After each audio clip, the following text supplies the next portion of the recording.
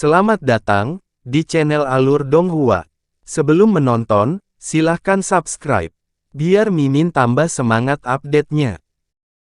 Ketika Hanli melihat bahwa Zi kecil dalam bahaya, pupilnya menyempit. Semua 475 Suan Acu Points di permukaan tubuhnya bersinar dengan cahaya bintang. Sosoknya tiba-tiba berubah menjadi hantu putih dan bergegas keluar dengan seluruh kekuatannya. Dia tiba di sisi Little Z sebelum pedang hitam itu jatuh dan meninjunya. Siapa sangka pada saat ini, pedang hitam itu tiba-tiba mengubah lintasannya, langsung melewati kepalan tangan Hanli dan menebas ke arah lehernya.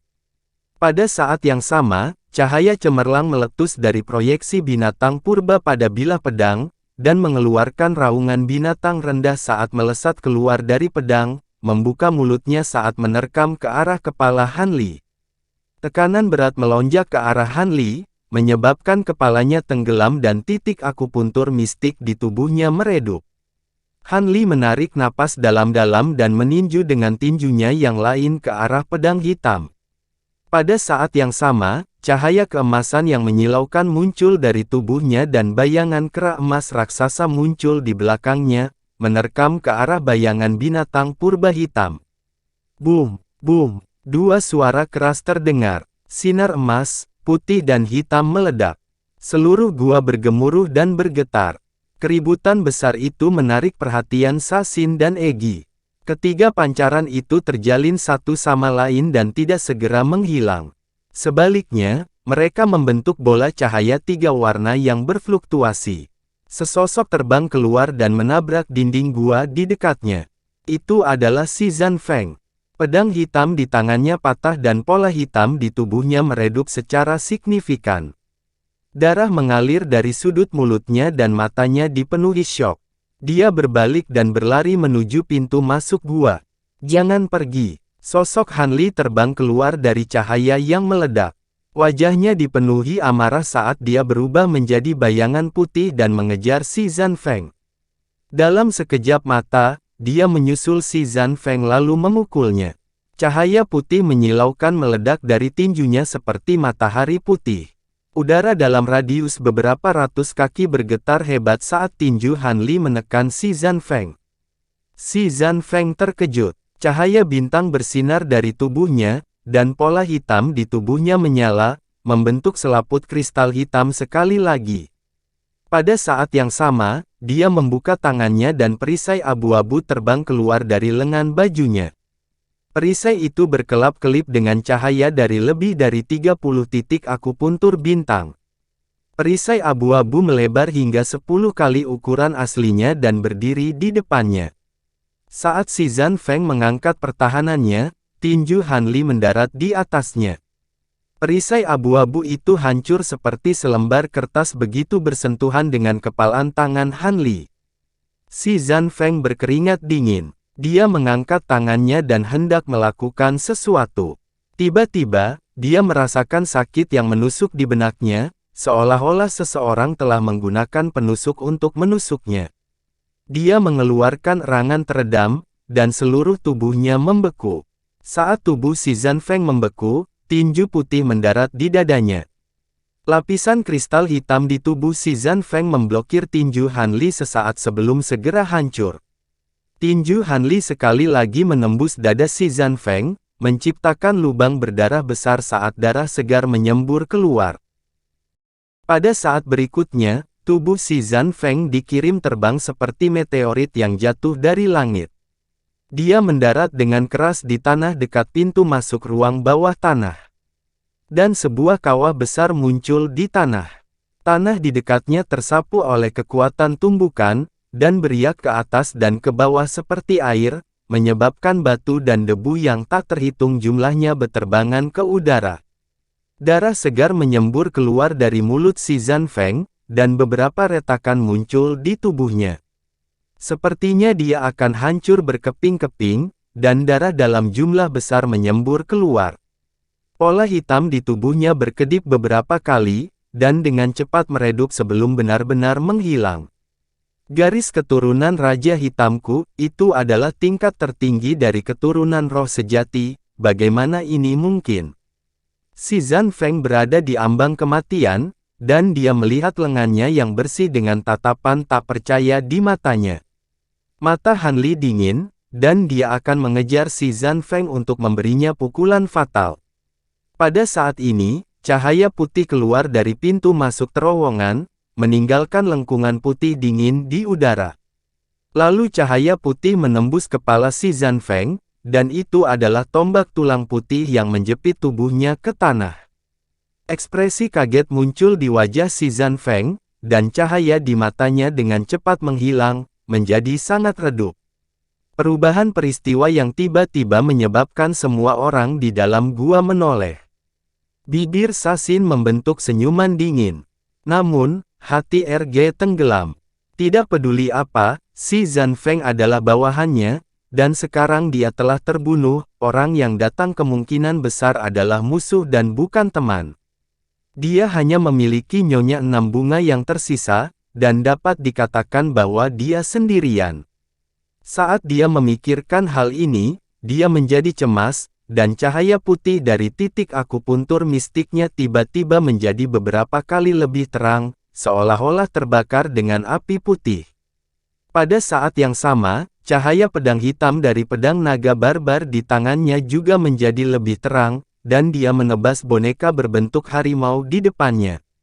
Kemanapun ia lewat, ruang itu hancur, dan seolah-olah naga hitam yang ganas menelan dari langit.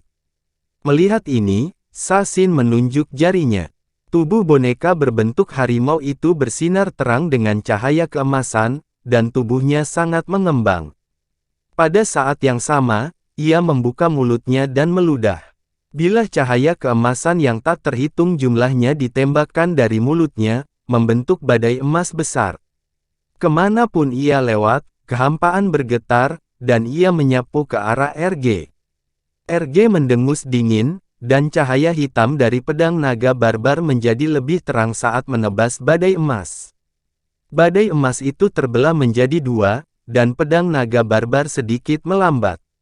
Namun, tetap menebas tubuh boneka berbentuk harimau itu secepat kilat. Dengan ledakan yang keras, boneka berbentuk harimau itu terlempar ke udara, dan celah muncul di lingkaran serangan wayang perang 4 gajah. Sasin terkejut, dan dia buru-buru mendesak 3 boneka lainnya untuk mendukungnya. Namun, setelah RG menebas boneka berbentuk harimau itu, tidak hanya gerakannya tidak melemah, ia menjadi lebih kuat, dan cahaya putih di permukaan tubuhnya menjadi lebih terang. Pedang naga barbar di tangannya berubah menjadi 3 bayangan pedang hitam tebal, dan menebas 3 boneka lainnya. Meski kekuatan ketiga pedang bayangan itu tidak bisa dibandingkan dengan Heaven Breaking Strike, mereka tetap memaksa ketiga boneka lainnya untuk mundur selangkah. Sementara itu, tubuh RG berubah menjadi bayangan putih, dan dia terbang ke depan. Dia akan keluar dari formasi pertempuran. Namun, pada saat ini, bayangan perak bergerak secara horizontal dari samping, dan diblokir di depan RG. Itu adalah boneka kera perak raksasa yang tingginya 7 atau 8 kaki, dan bertabrakan dengan tubuh RG. Perubahan mendadak ini mengejutkan RG, tapi dia segera mengangkat satu tangan dan menebas secara horizontal dengan pedang naga biadab. Cahaya pedang hitam menyala, dan boneka kera perak raksasa itu ditebas menjadi 2. Namun, tubuh RG juga berhenti sejenak. Ketika Sasin melihat ini, dia sangat gembira, dan dia menggerakkan 10 jarinya. Keempat boneka segera mengatur ulang formasi mereka, dan sekali lagi melompat ke depan RG. Saat cahaya keemasan menyala, ekor naga, cakar harimau, dan paru emas melesat seperti kilat, dan mengenai tubuh RG pada saat bersamaan. RG meraung berulang kali, dan pedang naga barbar di tangannya berubah menjadi lingkaran cahaya pedang hitam untuk melindungi tubuhnya, tetapi dia dikirim terbang mundur. Sesosok terbang dari samping dan mendarat di boneka harimau. Itu Kun Yu, yang telah dikirim terbang sebelumnya. Ada lubang besar di dadanya, dan lukanya bersinar dengan cahaya metalik. Namun, tidak ada darah yang keluar, dan dia terlihat baik-baik saja. Tuan Kota, Anda terluka, dan terlalu berat bagi Anda untuk mengendalikan 4 boneka pertempuran 4 gajah sendirian. Serahkan boneka harimau ini kepada saya, kata Kun Yu. Sasin mengangguk, dan dengan gerakan jarinya, dia menarik kembali kendali boneka harimau itu dan memberikannya kepada Kun Yu. Meskipun RG dikirim terbang, dia tidak terluka. Setelah dia menstabilkan dirinya, dia langsung menyerang lagi. Namun, dengan bantuan Kun Yu, kekuatan boneka pertempuran 4 gajah meningkat pesat, dan mereka sekali lagi memblokir RG. Di sisi lain, si Chuan Kong terbaring di tanah, tidak bisa bergerak. Dia menoleh untuk melihat mayat si Zanfeng, dan tatapan rumit muncul di matanya. Mata Nyonya Liu Hua berbinar saat melihat tombak tulang putih itu. Siapa ini? Keluar. Han Li melihat ke pintu masuk dan meraung dengan marah. Niat membunuh yang kuat meletus dari tubuhnya. Hehe, ini aku. Kakak Li, tolong jangan lepaskan niat membunuh yang begitu kuat. Aku tidak tahan. Seorang wanita berbaju putih masuk dan terkikik. Itu adalah Gu Qianxun. Itu kamu. Mengapa kamu di sini? Alis Han Li berkerut. Gu Qianxun tampaknya telah menebak pikiran Han Li dan dengan manis tersenyum, saya hanya menemukan tempat ini secara kebetulan. Saya tidak mengikuti rekan Daois Li. Kalau dipikir-pikir, saya harus berterima kasih kepada rekan Daois Li karena telah membantu saya menyelesaikan misi saya. Han Li mendengus, tapi tidak mengatakan apapun untuk menegurnya. Untung Gu Qianxun membunuh si Zanfeng. Lagi pula, si Zanfeng adalah pangeran pertama dari dinasti Malam Matahari, dan membunuhnya akan menyebabkan masalah yang tak berkesudahan. Suner, ketika Nyonya Liu Hua melihat Gu Qianxun, dia sangat gembira dan segera berlari. Saat Han Li melihat ini, dia menghilang tanpa jejak. Pada saat berikutnya, dia muncul di samping si Chuan Kong, dan bola cahaya putih muncul di tangannya, yang dia tempelkan ke tubuh si Chuan Kong. Berhenti, Nyonya Liu Hua berseru saat melihat ini. Dia berhenti dan ingin berbalik, tetapi sudah terlambat. Lapisan cahaya putih muncul di tubuh si Chuan Kong, dan suara retakan terdengar dari tubuhnya. Dia segera mendapatkan kembali kebebasannya dan melompat. Terima kasih telah menyelamatkan saya lagi, Saudara Li. Si Chuan Kong menangkupkan tangannya dan berterima kasih kepada Han Li. Han Li melambaikan tangannya dengan ringan. Ketika Nyonya Liu Hua melihat ini, dia berhenti belasan kaki jauhnya dengan ekspresi jengkel di wajahnya. Namun, tatapan licik melintas di matanya. Han Li melirik Nyonya Liu Hua dengan tatapan termenung sebelum mengalihkan perhatiannya kembali ke yang lain dan melihat ke dalam. Bola cahaya 3 warna telah menghilang, dan sosok Little Z muncul dari dalam. Namun, dia tidak terus menggunakan bonekanya untuk menyerang. Sebaliknya, dia berdiri di sana dalam keadaan linglung, dan ada secercah cahaya di matanya. Dia tidak lagi sedingin sebelumnya. Saat Han Li melihat ini, hatinya tergerak. Pada saat ini, jantung di dadanya tiba-tiba mulai berdetak kencang, secara otomatis terbang keluar dari dadanya dan berubah menjadi bola darah yang terbang menuju Gu Qianxun. Ekspresi Han Li berubah, dan dia segera mengejarnya. Ketika si Chuan Kong melihat ini, dia mengikuti di belakang Han Li. Saat Gu Qianxun melihat hati terbang ke arahnya, ekspresinya berubah. Dia dengan cepat memikirkan sesuatu dan mengelak ke samping, tidak menyentuh hati. Adegan tak terduga muncul. Cahaya darah yang terbentuk dari jantung mengabaikan Gu Qianxun, dan dengan sekejap, itu memasuki mayat si Zanfeng di dalam lubang. Melihat ini, ekspresi Han Li berubah dan pikiran melintas di benaknya. Mungkinkah si Zanfeng tidak mati, tetapi telah menggunakan semacam teknik rahasia untuk memalsukan kematiannya dan berbaring di samping, menunggu kesempatan untuk mencuri hati. Memikirkan hal ini, dia menjadi cemas dan meningkatkan kecepatannya. Dalam sekejap, dia sudah berada di dekat mayat si Zanfeng dan menebas dengan tangannya. Kekuatan yang sangat tajam mencengkeram kepala si Zanfeng dan hendak menghancurkannya. Namun, pada saat ini, terdengar suara boom. Cahaya merah darah yang menyilaukan dipancarkan dari tubuh si Zanfeng dan kekuatan tak terlihat meledak dari cahaya merah darah. Dalam sekejap, itu menutupi area seluas puluhan kaki. Tidak hanya menghancurkan kekuatan cakar Han Li, itu juga membuat Han Li dan si Chuan Kong terbang.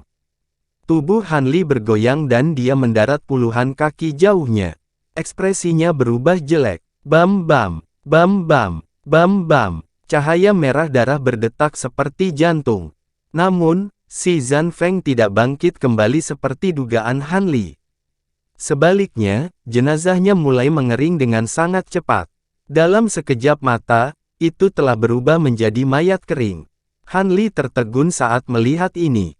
Jantung perlahan terbang keluar dari mayat si Zanfeng dan melayang satu kaki di atas mayat, memancarkan cahaya merah darah yang terang. Namun, kekuatan tak terlihat itu telah menghilang tanpa jejak. Mata Han Li berbinar dan dia langsung menerkam ke depan. Si Chuan Kong juga menerkam ke depan dan meraih ke arah jantung. Little Purple masih berdiri di sana dengan linglung dan tidak bergerak. Little Purple, apa yang kamu lakukan? Cepat dan lakukan. Sasin, yang jauh, berteriak dengan marah saat melihat ini. Little Purple bergidik dan kembali sadar. Melihat hati, dia mengangkat tangannya dan hendak mengaktifkan kedua boneka itu. Pada saat ini, ekspresi kesakitan muncul di matanya. Dia memeluk kepalanya dengan kedua tangan dan jatuh ke tanah. Han Li selangkah lebih cepat dari si Chuan Kong. Dia meraih hati dan tubuhnya kabur saat dia terbang ke sisi Little Violet. Sasin panik saat melihat ini. Dia membuat segel dengan satu tangan dan rune emas muncul di ujung jarinya. Cahaya keemasan di antara alis Little Z bersinar, dan ekspresinya menjadi acuh tak acuh lagi. Dia meraih tombak emas di sampingnya dengan satu tangan dan melambaikannya, dan jari-jari tangan lainnya ditekuk dan diregangkan. Lapisan demi lapisan bayangan tombak emas menebas ke arah Han Li dengan gelombang ki emas. Pada saat yang sama, dua boneka humanoid yang berdiri di samping dalam keadaan linglung segera terbang. Han Li mengerutkan kening. Dia menghindari bayangan tombak dan hendak menghadapi kedua boneka itu. Tepat pada saat ini, sebuah suara tiba-tiba terdengar di benak Han Li. Itu adalah Taoist Xie. Hati Han Li sedikit tergerak setelah mendengar suara Taoist Xie, dan dia segera mundur. Namun, kedua boneka itu juga berhenti dan tidak melanjutkan pengejarannya. Han Li merenungkan apa yang baru saja dikatakan Taoist Xie, dan dia berbalik ke arah Little Purple dan Sasin. Si kecil tampak acuh tak acuh dan tidak berubah. Sasin tampak terkejut dan juga menoleh. Keduanya segera bertukar pandang, dan keduanya bisa melihat tatapan aneh di mata masing-masing. Kamu akhirnya muncul, rekan Taoist Xie. Di mana kamu? Han Li terbang mundur beberapa ratus kaki sebelum menghubungi Taoist Xie dengan indera spiritualnya. Aku berada di dalam peti mati kristal itu, dan jantung bonekaku baru saja menyerap semburan kekuatan garis keturunan, sehingga membuatku terbangun. Namun, aku tidak punya banyak waktu, jadi dengarkan baik-baik apa yang akan kukatakan selanjutnya. Taoist Xie mentransmisikan suaranya dengan mendesak.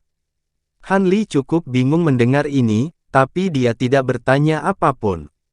Aku memintamu untuk membantuku menyelesaikan tugas penting untuk tuanku. Kenyataannya, tuanku tidak lain adalah diriku sendiri. Saya pernah menjadi master dari Jilin Spatial Realm. Saat itu, saya disergap dan terluka parah, jadi saya memurnikan boneka abadi dan menyegel sebagian ingatan saya ke dalamnya. Setelah itu, saya datang ke alam bawah, tempat saya bertemu dengan Anda, lanjut Taoist Xie.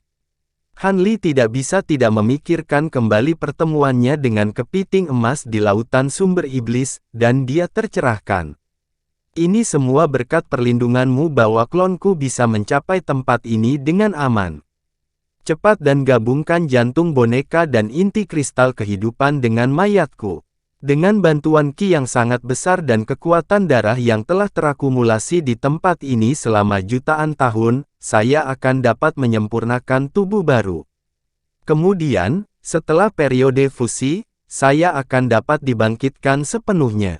Selama ini, tidak ada yang bisa mengganggu saya. Tugas yang saya minta Anda janjikan kepada saya adalah untuk melindungi saya, lanjut Tao Xie, dan suaranya menjadi semakin lembut sebelum benar-benar menghilang. Han Li goyah sesaat setelah mendengar ini, tapi dia dengan cepat menggelengkan kepalanya dan matanya kembali jernih. Dia kemudian terbang menuju peti mati kristal di tengah danau. Si Chuan Kong melihat hati di tangan Han Li dan ragu-ragu sebelum menghela nafas sedih. Di kejauhan, Ece sudah menyadari pertukaran antara Han Li dan Sasin, dan dia langsung berteriak, "Rekan Taois Liu Hua, hentikan Li Feiyu."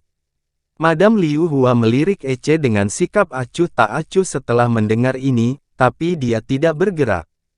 Ece sangat marah saat melihat ini, dan cahaya merah tiba-tiba muncul di matanya. Cahaya merah juga muncul di sekujur tubuhnya, dan auranya melonjak saat dia melepaskan semacam teknik mistik. Cahaya hitam pada pedang naga barbar di tangannya tiba-tiba membengkak beberapa kali, dan teriakan pedang yang mirip dengan raungan naga raksasa terdengar. Ece menggerakkan lengannya dan hendak mengayunkan pedang raksasa di tangannya. Tiba-tiba, suara siulan tajam terdengar dari belakangnya, dan dua sosok emas terbang ke arahnya. Mereka tidak lain adalah boneka humanoid Little Purple, dan mereka mengayunkan pedang mereka ke arah Ece. Ece mengerutkan kening dan segera melintas ke samping. Pada saat yang sama, dia melambaikan tangannya, dan pedang naga barbar berubah menjadi proyeksi pedang hitam yang menebas ke arah kedua boneka itu. Kedua boneka humanoid itu juga bereaksi dengan sangat cepat, dan mereka segera menggeser kaki mereka untuk menusuk pedang mereka ke arah Ece sambil memegang perisai mereka di depan mereka untuk mempertahankan diri dari pedang naga barbar. Pedang naga barbar langsung menghancurkan perisai kedua boneka humanoid, dan kemudian menebas tubuh kedua boneka itu, tenggelam jauh ke dalamnya. Namun, kekuatan pedang ini juga habis. Kedua boneka humanoid tidak kehilangan kemampuannya saat ini. Mereka membuang pedang dan perisai mereka pada saat yang sama, dan mereka menggenggam tangan mereka bersama-sama, dengan erat memeluk pedang naga barbar. Pada saat yang sama, cahaya keemasan di permukaan tubuh mereka tiba-tiba berkembang, memancarkan semburan fluktuasi eksplosif. Kulit Ece berubah. Dia mengayunkan pedangnya 2 kali, tapi dia masih tidak bisa melepaskan kedua boneka itu. Dia buru-buru melepaskan gagang pedang, dan sosoknya melesat ke belakang seperti kilat. 2 ledakan yang menghancurkan bumi meletus, dan 2 matahari keemasan muncul. Ruang terdekat berdengung, dan serangkaian celah mulai muncul di udara. Seluruh ruang bawah tanah bergemuruh dan bergetar. Kerikil yang tak terhitung jumlahnya jatuh, dan gelombang yang mengejutkan muncul di permukaan danau darah. Sesosok melintas beberapa ribu kaki jauhnya, dan sosok Ece muncul. Kulitnya sangat jelek. Namun, dia hanya melihat tanpa ekspresi ke peti kristal di tengah danau, serta Han Li, yang telah mendarat di samping peti mati. Matanya berkedip sedikit, dan tidak ada yang tahu apa yang dia pikirkan. Tepat pada saat ini, keempat Battle Puppets terbang dan mengelilinginya. Little Purple sedang duduk di atas boneka kura-kura hitam. Ece, alasan yang adil menikmati banyak dukungan, sementara alasan yang tidak adil mendapat sedikit dukungan. Anda telah melakukan segala macam perbuatan jahat, dan hari ini adalah hari kematian Anda. Sasin terkekeh dingin sambil mengangkat tangan. Keempat Battle Puppets segera menerkam ke depan, melepaskan semua jenis serangan ke arah Ece. Han Li dengan cepat berjalan ke peti kristal sebelum dengan hati-hati meletakkan jantung di tangannya ke dalam rongga dada kerangka. Cahaya merah segera menyala dari jantung, dan kerangka itu juga tiba-tiba melepaskan cahaya yang menyilaukan. Han Li kemudian mengeluarkan manik emas dengan ekspresi ragu-ragu di wajahnya. Jantung secara alami ditempatkan ke dalam rongga dada kerangka, tetapi Tao Xie tidak mengatakan di mana harus meletakkan manik itu. Haruskah itu ditempatkan di dantian kerangka, atau di tengkorak? Tepat pada saat ini, sebuah suara terdengar di benak Han Li. Itu adalah suara Nyonya Liu Hua. Rekan Taois Li, manik itu harus menjadi inti kristal kehidupan kerangka. Kamu harus memadukannya dengan hati. Han Li mengangkat kepalanya untuk melihat Nyonya Liu Hua, dan dia merenung sejenak sebelum meletakkan manik di atas jantung. Cahaya keemasan meletus dari manik itu, dan itu menyatu ke dalam hati dalam sekejap. Hati merah tiba-tiba diselimuti oleh cahaya keemasan yang menyilaukan, dan warnanya berubah dengan cepat.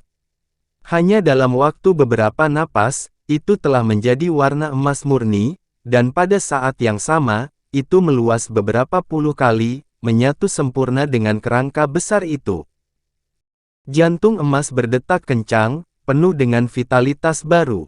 Pilar besar cahaya keemasan kemudian meletus dari kerangka, melesat ke atas dengan lolongan yang memekakkan telinga, seolah-olah itu adalah seruan kelahiran kembali yang luar biasa setelah jutaan tahun. Aura seluas langit meletus dari dalam pilar cahaya, menyebabkan ruang di dekatnya bergetar hebat. Tubuh Han Li juga dipaksa mundur oleh aura yang sangat besar ini, dan dia hanya berhasil menstabilkan dirinya setelah mundur beberapa langkah. Sedikit kejutan melintas di matanya. Seluruh danau darah segera melonjak menuju peti mati kristal, menyatu dengan kerangka di dalamnya, dan mengalir ke dalam hati emas. Semburan cahaya merah melonjak keluar dari jantung, menyebar ke seluruh bagian kerangka. Daging yang tak terhitung jumlahnya tumbuh dari kerangka, dengan cepat terjalin membentuk lapisan daging dan darah. Saat air darah di sekitarnya berkumpul, daging dan darah di kerangka meningkat dengan cepat. Pada saat ini, tepi danau darah telah jatuh ke dalam kekacauan, dan sebagian besar kubah telah runtuh. Cahaya bersinar dari atas, tapi hari sudah malam. Hanya cahaya bintang yang bersinar dari langit, dan tidak ada cahaya bulan yang terlihat. Li Feiyu, kamu mencari kematian, tangisan melengking menembus kegelapan malam. Detik berikutnya, seluruh danau darah bergetar hebat. Alis Han Li berkerut saat dia menoleh untuk menemukan bahwa Ewa memelototinya dengan amarah di matanya, dan keterkejutan serta amarah di wajahnya masih melekat. Suasana hati Sasin sangat berlawanan saat ini. Dia sangat gembira, dan dia berteriak dengan keras, jangan biarkan dia keluar dari formasi, dan jangan biarkan dia menghalangi guru. Iya, Kun Yu dan Zi kecil menjawab bersamaan. Keduanya membuat isyarat tangan, dan nyanyiannya menjadi lebih cepat. Wajah mereka pucat pasi, dan hampir tidak ada warna darah. Di bawah kubah, di antara boneka perang 4 simbol biduk, wayang berbentuk naga bercokol di timur, memamerkan taringnya dan mengacungkan cakarnya. Suara napas naga itu keras, dan awan serta kabut mengepul masuk dan keluar dari mulut naga itu. Bau terbakar di awan dan kabut terlihat jelas, dan terbungkus gelombang panas yang bergulung, yang mengandung aura korosif yang kuat. Boneka berbentuk harimau itu tergeletak di sebelah barat, dan mulut harimaunya terbuka lebar. Hembusan angin bersiul, dan sepertinya terbungkus bilah tajam. Saat melintas, rasanya seperti ribuan kaki berada di tubuhnya. Boneka kura-kura hitam menjaga utara, dan cahaya hijau menyembur keluar dari mulutnya. Ada tekanan air yang tidak terlihat yang membuat orang merasa seolah-olah sedang membawa gunung besar, atau seolah-olah terjebak di rawa, dan gerakan mereka lamban. Boneka Vermilion berterbang ke selatan, dan seluruh tubuhnya dipenuhi api merah. Ketika dia membuka mulutnya dan mengeluarkan teriakan panjang, ada garis api yang bergulung yang membakar semua yang sedang dikalsinasi. Tidak pernah dalam mimpi terliarnya dia membayangkan bahwa setelah Sasin menyerahkan formasi pembunuh boneka perang 4 gajah kepada 2 bawahannya, kekuatan gabungan dari formasi tersebut akan begitu kuat sehingga bisa menekannya dan mencegahnya melarikan diri untuk waktu yang lama.